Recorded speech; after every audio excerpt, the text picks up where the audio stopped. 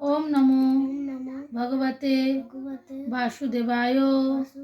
ओम नमो भगवते वासुदेवाय। ओम नमो भगवते वासुदेवाय।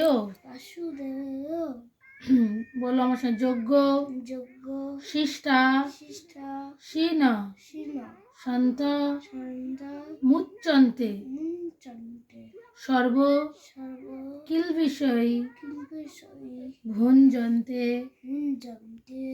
তে তঘম পাপা যে পচ্যন্তা আত্ম কারণাৎ। আমি একবার বলে নিচ্ছি, শুনে নাও। যজ্ঞ শিষ্টাসীন সন্ত মুচন্তে সর্বকিল বিষয় ভুঞ্জতে তে তঘম পাপা যে পচন্তে আত্মকারণাৎ। অনুবাদটা শোনো। ভগবত ভক্তেরা সমস্ত পাপ থেকে মুক্ত হন, কারণ তারা যজ্ঞ বশিষ্ঠ অন্নাদি গ্রহণ করেন। যারা কেবল স্বার্থপর হয়ে নিজেদের ইন্দ্রিয় তৃপ্তির জন্য অন্নাদি পাপ করে তারা কেবল পাপই ভোজন করে। মানে এখানে বলতে চেয়েছে, যারা আমরা ভগবানের সেবা করি বা ভগবানের যারা নাম করি তাদেরই তো ভগবত ভক্ত বলা হয়। তারা কি করে? তারা কোনো সময় ভগবানকে না দিয়ে কিছুই গ্রহণ করেন না। সেই জন্য আমাদের কি করতে হবে? সব কিছু যা নয় ভগবানকে নিবেদন করে গ্রহণ করতে হবে। তারা হচ্ছে ভক্ত।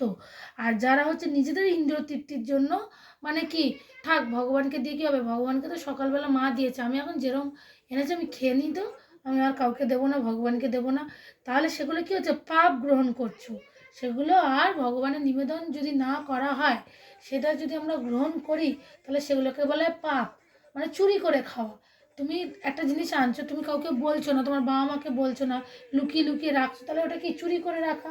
লুকিয়ে রাখা বলবে তো, যে আমি একটু লুকিয়ে রাখছি, চুরি করে রাখছি, কেউ জানতে পারবে না। সেরকম ভগবানকেও যদি আমরা একটা কিছু কিনে এনে না দিই, বা ভগবান দেখো এটা এনেছি, দেখো তো তোমার পছন্দ কিনা, তারপর আমি নেব, এরকম করে যদি তুমি যেটাই আনো সেটা যদি ভগবানকে দিয়ে তারপর তুমি নাও, সেটাই যে আনন্দ আছে। আর সেটা লুকিয়ে বা চুরি করে যেটা তুমি মানে নিজের জন্য করছো, সেটাকে তো চুরি করা বা লুকানো বলে। সেটাই তুমি আনন্দ পাবে না। তুমি একদিন করে দেখবে যে মা তো সবসময় দেয়, আজকে আমি একটা জিনিস এনেছি, আমি একটু ভগবানকে দিয়ে সেটা আমি নেব। দেখবে তুমি আনন্দটা বুঝতে পারবে না, আমার ভগবানকে তো আমি দিয়েছি। দেখবে দুটো তুমি পার্থক্য বুঝতে পারবে। বড় হচ্ছে তো তুমি যা আনবে ভগবানকে দেবে, ভগবান তুমি নাও তারপর আমি নেবো।